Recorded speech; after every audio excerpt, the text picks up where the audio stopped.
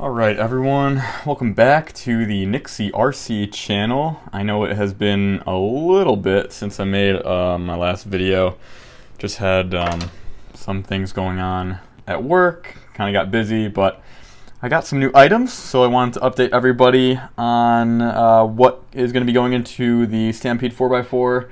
I'm really excited to get this truck going. I keep buying parts, I feel like, which, again, like I said in the other one, kind of just happens when you're in this hobby. But as you can see, got a couple things. So I have this Castle Creations, I think a 4600 kV, if you can see right there. I believe it's a 4-pole, so as you know, there's no branding on the back, but on the cables here, obviously you can see it says Castle Creations right there, and it looks brand new. There's really no markings or anything on it, so I've never owned a Castle product, so I'm pretty happy about that.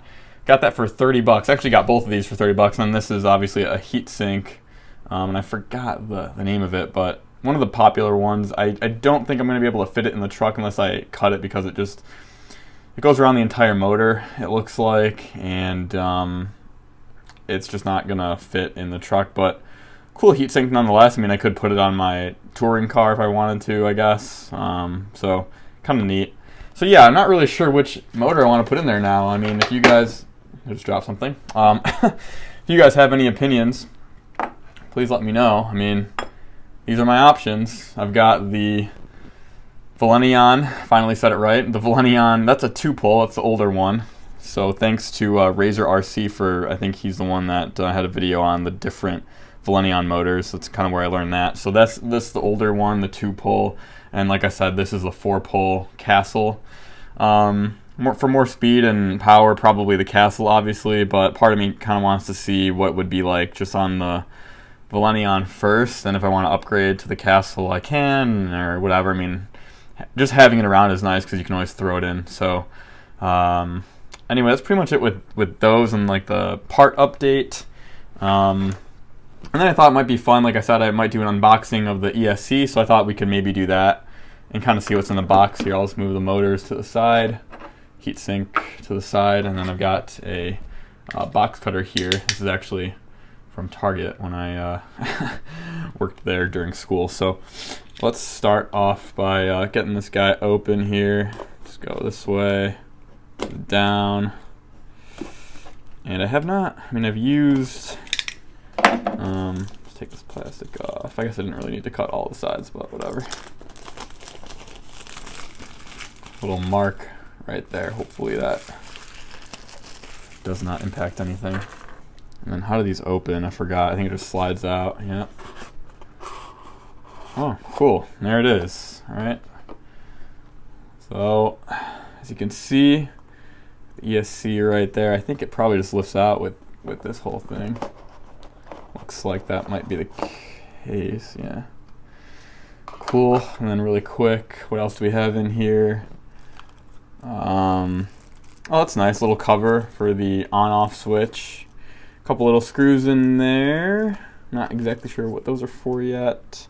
Some adhesive, double-sided tape, and some heat shrink, which is cool. I did buy a heat shrink, but nice that they included it. Obviously the instruction manual. I'm sure there are some stickers back here. Yep. And then a couple zip ties to zip tie it down, depending on how you're going to mount it. So that's pretty neat.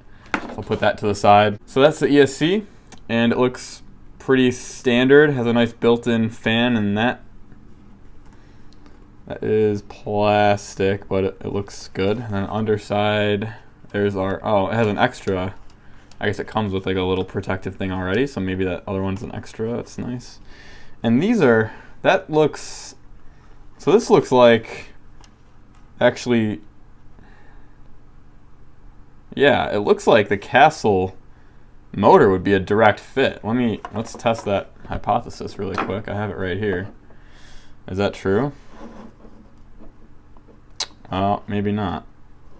No. Potentially not. I thought. Okay. I guess not. I was like, wow, maybe I lucked out and it's a, oh. Yeah, it is a direct fit. Okay, a little tight. Well, I won't put them all on now, but that is okay. Well, that's good to know. So if I want to use the Valenion, I might just have to convert from this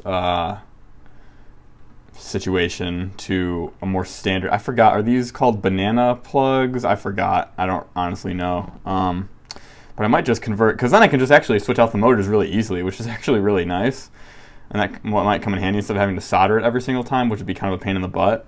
So yeah, I think that's the way I'm going to go, actually. I'm just going to put these connectors on the Valenion, and then I can swap out the motor whenever the heck I want. That's pretty cool. Awesome. Well, that is kind of an added bonus. I didn't know if it came with pre-done connections or not, but obviously it does. Have to connect the battery here. I do have some Deans or generic T plugs. I have to still convert the battery that's in the truck to a Dean style, just because like right now I can't even run it on the brushed setup because it's a Traxxas connector.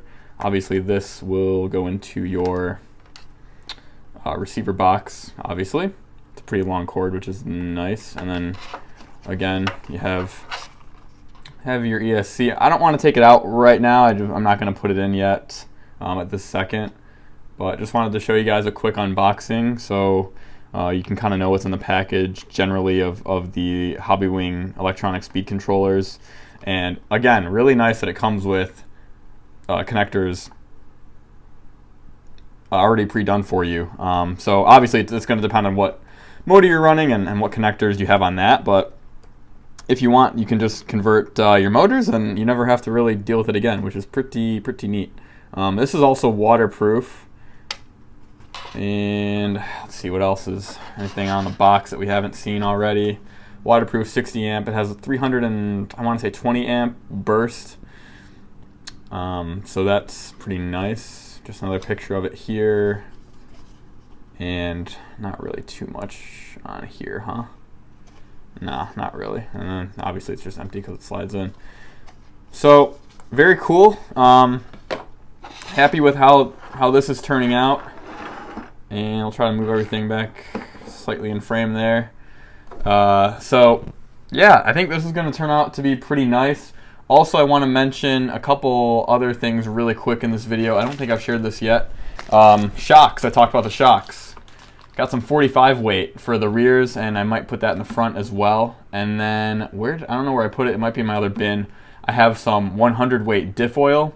Just want to lock these diffs up a little bit more. And 100K is not going to lock them obviously completely. It's not going to be even close to that, but it's definitely going to be a lot more limited slip-esque than it is right now, which is basically open. So I'm going to do that and then throw the shock oil in. This will probably be the next video because it's really easy to do. Like I said, I haven't gotten around to it. But throw that shock oil in there first. Probably put these electronics together, get it all soldered up and all that good stuff. And then go about the diffs. And then at that point, the truck's coming together pretty well. And we'll really just have to, deal with. I might do that motor mount, that aluminum motor mount everyone talks about with this and the Savage, excuse me, not the Savage, the Slash 4x4 that everyone kind of raves about with that bigger bearing. I mean, little things here and there, but yeah, it's coming along nice, and I want to do a really nice custom body for it. I think a lot of you guys might appreciate, at least I hope you do. I'm really excited for the paint scheme I'm going to be doing on that. It's going to be kind of a throwback personally for me. So I'll be getting that going, but that'll kind of be a final thing. Also, I'm not sure I mentioned this either, or maybe it wasn't in yet, sway bar kit. So that'll be going on here too.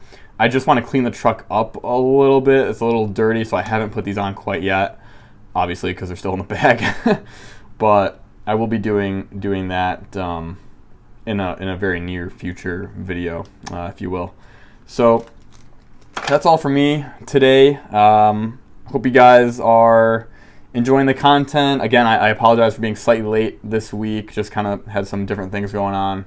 But yeah, as usual, I'm excited to put the truck together. I'll probably get that going very, very shortly here, and it'll be a little monster, which I'm really looking forward to, because the whole point of this build is it was supposed to be a simple build, but just something that you can kind of take out, plug and play, no mess, no fuss, and just go and rip around. So that's what it's going to be, and I'm looking forward to it, and I hope you guys are too. So as always, hope you enjoyed the video. If you did, definitely leave a like, helps me out. If you want to see more of the content, hang out and see where this build goes, consider subscribing. I've also got some other videos coming up for different projects that I'll be doing as well, so you can stay tuned for that. But other than that, I hope you guys are doing well, and I will see you in the next one.